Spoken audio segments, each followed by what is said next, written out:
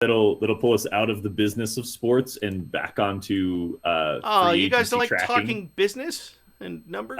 This is Matthias Alexandre 11. Do you think January stays in Connecticut? Yeah. Yeah. Unless there's any sort of back end news that I'm missing as far as like where she would kind of I consider herself, but I understand the question in the sense that Connecticut has looked like a contender at least in pieces of the last 4 seasons, and generally in the playoffs every year has looked like a team to beat and mhm. hasn't gotten it done. And it feels like I mentioned this earlier, like you can only keep running back the same group so many times before it's like, when do you shake things up? Yeah, and I That's guess I guess that's one thing that this is that's where tied I at to least is understand the question. Yeah, wanting to lock in John Quill probably will take an amount of budget that probably they can't push over to January. So she potentially could be on the move. So that could happen. By the way, happy birthday to Brianne January. I just looked her up on Twitter and it's her birthday. So evidently, so that's cool. It would kind of suck if your name was Brian January and your birthday was in like September. yeah, I that was. I'm assuming that that's true. We'll see. But so it's hard to say exactly like where my brain, because I couldn't sit here and tell you exactly where she'll go. Because she would be the problem with Brianne January's is they fit everywhere. There's Yeah, not a roster that couldn't use her to the fullest extent. She's similar to like an Alicia Clark of like, you know, why haven't we talked about her in All Star discussions? Because she's that kind of player who busts, just blows up every single roster you can think of. Um, she's definitely a name that I promise this isn't a team I'm bringing up every single time just to bring him up. Like, I wouldn't be shocked if that's a Chicago move. Like, if that's championship teams often like to add a little bit of sweetness to their frosting to see if that helps them be even the more competitive. And January feels like a perfect fit with that. Um, she could go to New York because pretty much anyone could go to New York at this point. I think that's wide open. Um, I think Seattle not being 100% sure what their roster structure looks like. If they lose a Jewel Lloyd and can bring in a Brianne January, that at least helps them fit some part of a role where she's someone that can make shots and plays well on the defensive end, especially wing and perimeter. It's hard to tell. I didn't think when I heard the question, I was like, I don't know. I could see you're staying, but now that I'm realizing Connecticut's trying to balance out like they need to put some heavy investment to keep Junquel and then build around that. Um, yeah, I think it might actually be more than not that we see her in a different uniform. yeah, But yeah. I'm The more I think about it, yeah. I've looked at the numbers. Jonquel Jones is cord, so she's gonna make the max. Is that my understanding of the core designation? It's sort of like the football's franchise tag. Something to that effect. Um, Yeah.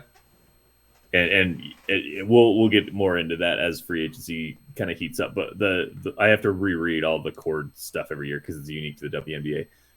But right now, there's about $500,000 of cap room in Connecticut, and you assume that they're going to use some of that on one draft pick. Although a lot of teams don't make room for all three of their draft picks, which is a discussion for another day. Problem comes in 2023 and then 2024. In the next 2 years, that team is getting gutted. Mm-hmm.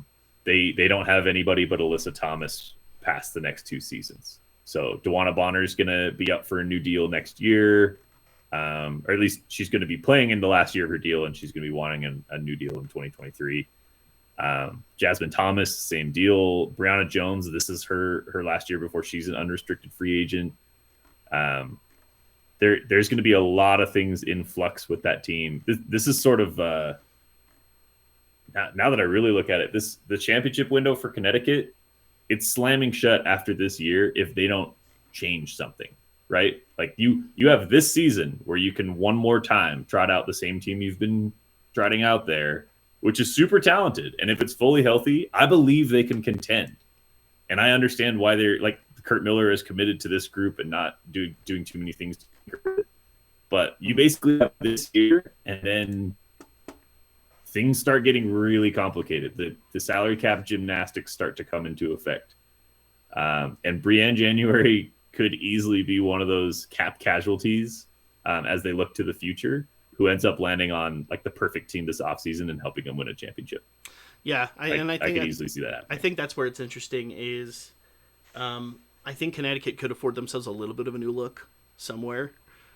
For that purpose alone, of that idea of, I don't think they're definitely in a case if you're not paddling upstream, you're headed downstream, because too many teams are ready to make the jump up the standings. You know, you're going to see New York steadily become more competitive. Washington's going to try and get themselves back into the mix. The Fever. So teams are going to try and make the jump. And hey, what? Hey, sorry, Indiana Fever. I actually, we'll see. But I'm intrigued.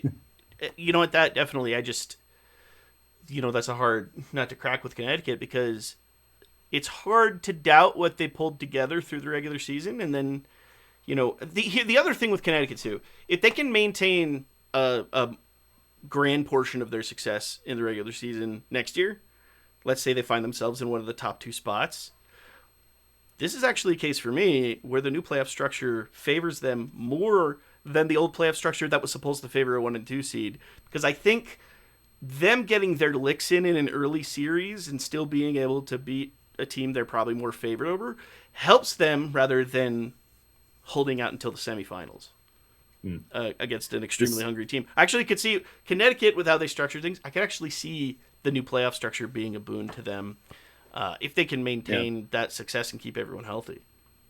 We haven't talked a ton about the Sun this offseason yet. I guess we haven't talked about a ton of teams in detail besides Chicago and Phoenix, but some teams just have obvious pain points, right? Like you know what needs fixing in Dallas. Mm-hmm. You know everything needs fixing in teams like Atlanta and Indiana. The tough thing, and this might be a prime candidate for a Jason Fixes segment, I want to know how you fix the Connecticut Sun, because they're not actually broken, but they haven't gotten it done. Like, I think they have a great coach. They have the MVP. I think they've got great talent surrounding the MVP.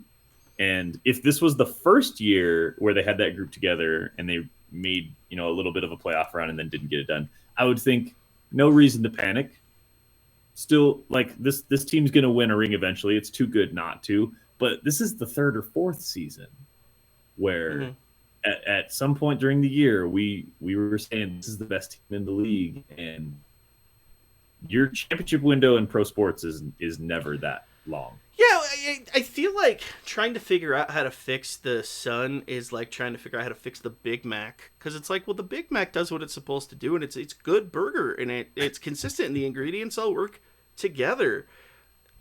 It's not going to win Burger of the Year right now, but I don't know what to tell you, because it's not like I have a stout negative. Now, if you're anti-McDonald's, this analogy doesn't work at all, but it's that idea of sometimes, especially when it comes to professional basketball, if it ain't broke, don't fix it, isn't true. Like, this is one of those cases of like, and it might just be figuring out, like, you have your core pieces, so what are you putting around them?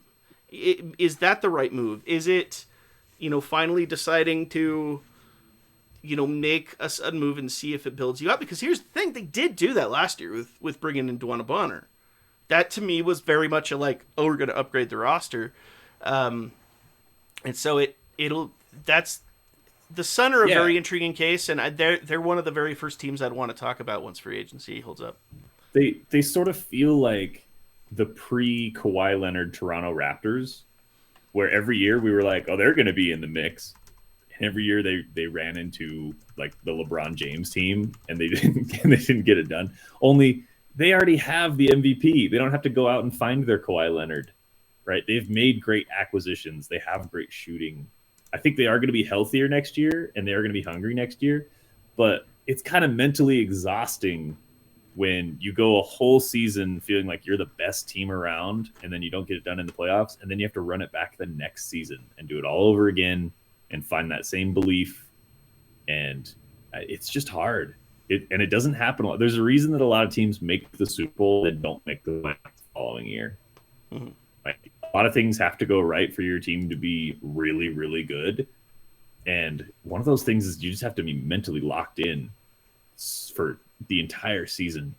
And it's really hard to do that year after year and not see, not see the results that you And want. I also think this upcoming year, if they maintain their regular season success, you look at a Connecticut team that will probably be more comfortable playing an 8 seed that probably is an 8 seed outside of a 6 seed that, when you really look at it, is a 2 seed.